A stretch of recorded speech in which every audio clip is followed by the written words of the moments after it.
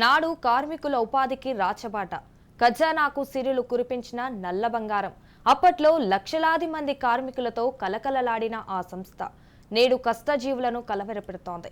పూర్వ వైభవాన్ని కోల్పోవడానికి కారణాలేంటి? ప్రైవేటీకరణ, యాంత్రీకరణ మాటున ఏం సాధించాం? పేరొందిన సింగరేణి గనుల స్థితిగతులపై ఓ లుక్కేద్దాం. వెలుగులు పంచే సీకటి సూర్యులు ఉన్నటువంటి సింగరేణి కార్మికుల యొక్క స్థితిగతులు ఎలా ఉన్నాయి? గతంలో వైభవంగా ఉన్నటువంటి సింగరేణి ఇప్పుడు ఏ పరిస్థితిలో ఉంది? గత వైభవాన్ని తీసుకొస్తాం, సింగరేణిని మెరుగుపరుస్తాం, సింగరేణి గని కార్మికుల యొక్క సమస్యలు పరిష్కరిస్తామని గత ప్రభుత్వాలు ఇచ్చినటువంటి సమస్యలు పరిష్కరించాయా? సింగరేణి కార్మికుల స్థితిగతులు ఎలా ఉన్నాయో ఈ స్టోరీలో చూద్దాం. సింగరేణి అనగానే మనందరికీ గుర్తుకొచ్చేది నల్లగా మసిపూసుకున్న కార్మికులు. కానీ వారంతా తమ ప్రాణాలను పనంగా పెట్టి చీకటితో పోరాడి ప్రపంచానికి వెలుగులు ప్రసాదిస్తున్నారు. ఆ చీకటి సూర్యుల నిలయమే సింగరేణి అంటూ కీర్తిని గడించేలా చెమటోడ్చారు. 150 ఏళ్ల కిందట వరంగల్, ఆదిలాబాద్, కరీంనగర్ ప్రాంతంలో బొగ్గు గనులు ఉన్నాయని గుర్తించారు. హైదరాబాద్ కంపెనీస్ చట్టం మేరకు 1920లోది సింగరేణి కాలరీస్ కంపెనీస్ లిమిటెడ్ పేరుతో తవ్వకాలు ప్రారంభించారు. అందులో భూపాలపల్లి ఏరియా బొగ్గు గని ఒకటిగా పేరొందింది.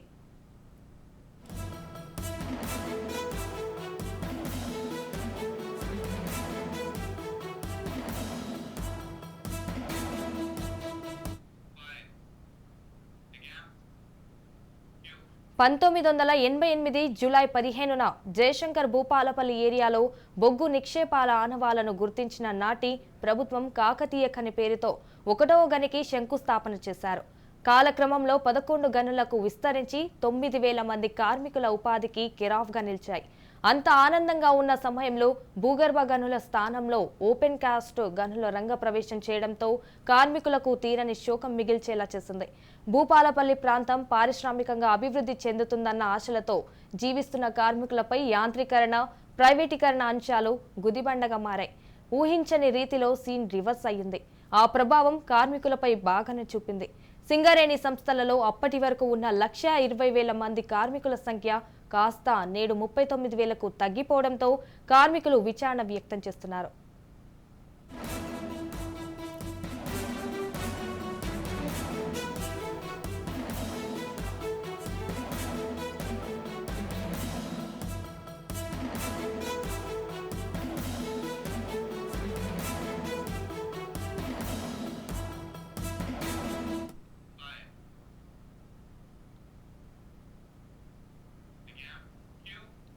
బొగ్గు ఉత్పత్తిలో వచ్చిన మార్పులతో కాంట్రాక్టు పద్ధతిలో కార్మిక నియామకాలు చేపట్టారు.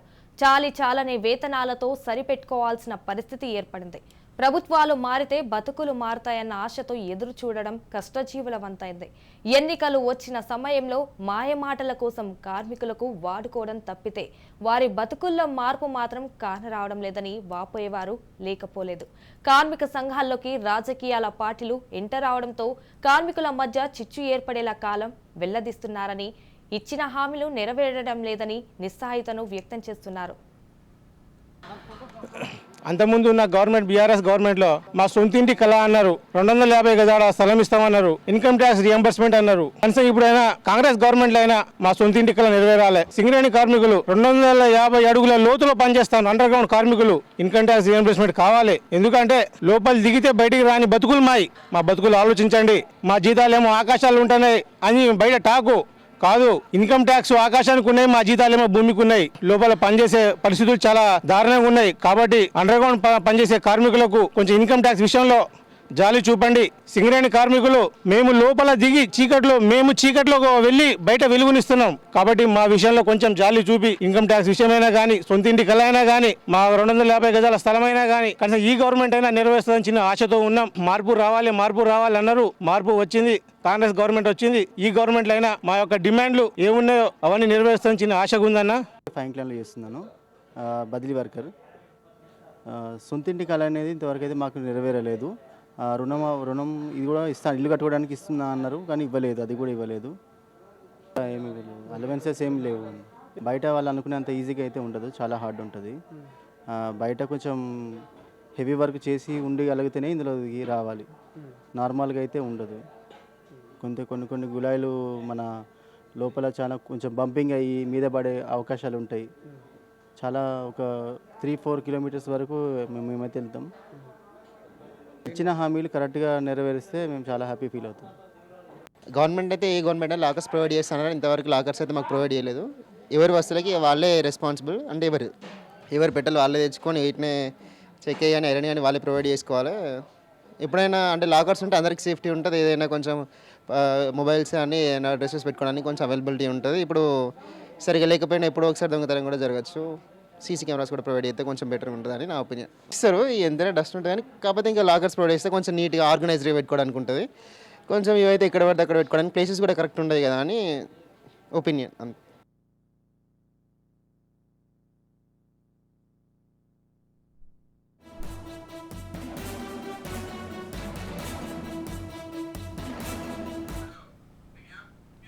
సింగరేణిలో బొగ్గు ఉత్పత్తి అంటే అంత ఆషమాషి కాదు.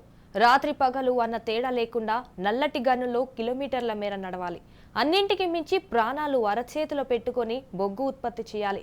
అప్పుడే చీకటి మాటున వారు వెలికి తీసిన బొగ్గుతో ప్రపంచానికి కాంతులు విరజిమ్మేందుకు వీలుంటుంది.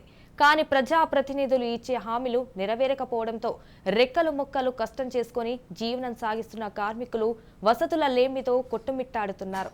ఇంటి స్థలం కానీ సొంత ఇల్లు కట్టిస్తామన్న నేతల తీపి మాటలపై అతిగతి లేకపోవడంతో రాతలు మారవా అంటూ ఎదురు చూపులకు పరిమితమయ్యారు. వడ్డీ లేని రుణాల ఊసె లేకుండా చేశారు. విధి నిర్వహణలో అవసరమైన దుస్తులు మార్చుకునే సౌకర్యాలు లేకపోవడంతో పాటు కార్మికుల సామగ్రి భద్రతపరుచుకునేందుకు హామీ ఇచ్చిన లాకర్ ఫెసిలిటీ నేటికి కార్యరూపం దాల్చుకోపోవడంపై విచారణ వ్యక్తం చేస్తున్నారు. సైన్యం, నౌకాదళ ఉద్యోగులకు లభించే ఆదాయపు పన్ను మినహాయింపును సింగరేణి కార్మికులకు కూడా ఇవ్వాలని డిమాండ్ పెరుగుతోంది.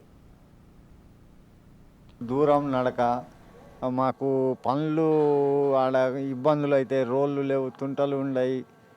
అధికారులు సరైన అంటే గరిమి గాలి లేక కొన్ని చాలా ఇబ్బందులు పడుతున్నాయి. కార్మికుల బతుకులు దినదిన గండం అన్నట్టే ఉంటుంది. మాకు మేము లోపలికి పోయి పైకి ఎక్కేదాకా మా ప్రాణానికి మాకు గ్యారంటీ లేని పరిస్థితులు. ఎవరు దాని గురించి ఏ అధికారి పట్టించుకుని లేదు. ఈ గెలిచిన యూనియన్లు ఉన్నాయి, ఇద్దరు పాయింట్లు వేసుకొని రోడ్లో ఇక్కడ చెట్ల కింద ఉంటారు 9-10 కాగానే ఇళ్ళ పడతారు. వాళ్ళని ఏమన్నా అడిగితే వాళ్ళకు ఒక అలోసిల్పు సంతకం కూడా చేయించలేని వాళ్ళు యూనియన్లు ఉన్నాయి మాకు 2.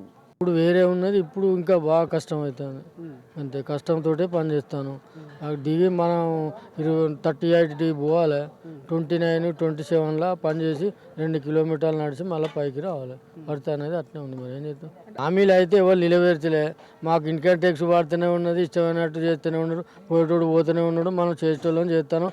ఏమన్నా గట్టిగా మాట్లాడుతూ లెటర్ ఇయ్యండి అంటారు. అంతేగాని మనం ఏం చేయగలుగుతాం? నడుము మంచుకొని తల వంచుకొని పని చేయవలసి వస్తుంది. మనం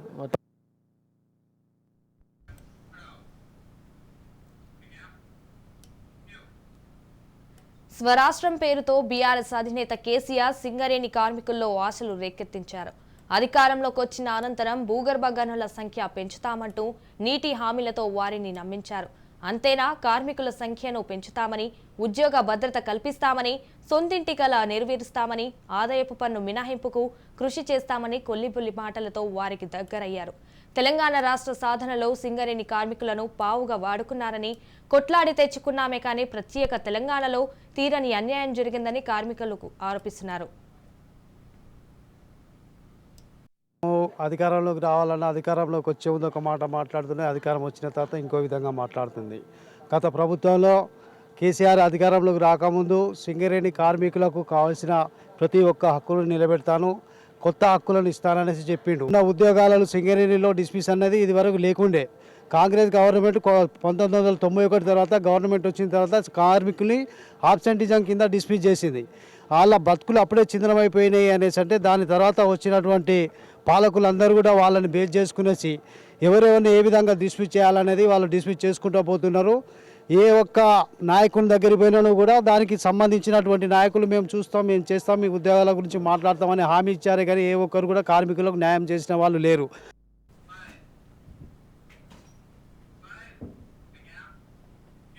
ఏళ్ల కిందట కార్మికులతో కలకలలాడిన సింగరేణి నేడు ఓపెన్ కాస్ట్తో వెలవెలబోతోంది. సింగరేణికి పూర్వ వైభవం తెస్తామన్న గత పాలకుల మాటలను తెలుసుకుని వారికి బుద్ధి చెప్పారు. కొత్తగా కొలువుదీరని కాంగ్రెస్ ప్రభుత్వంపై గంపెడు ఆశలు పెట్టుకున్నారు. కార్మికుల సమస్యలు పరిష్కారానికి నేతలిచ్చిన హామీల అమలులపై ఉగ్గబట్టుకుని జీవన పోరాటం చేస్తున్న ఆ కార్మికులకు సీఎం రేవంత్ అండగా నిలబడతారని ఆశిద్దాం. లక్షకు పైగా ఉన్న సింగరేణి గని కార్మికుల సంఖ్య రోజు రోజుకు పడిపోయింది. ప్రైవేటీకరణ, యాంత్రికీకరణ పేరుతోటి కార్మికుల యొక్క పొట్ట కొట్టారంటూ కూడా కార్మిక సంఘాల నేతలు ఆగ్రహం వ్యక్తం చేస్తున్నటువంటి పరిస్థితి.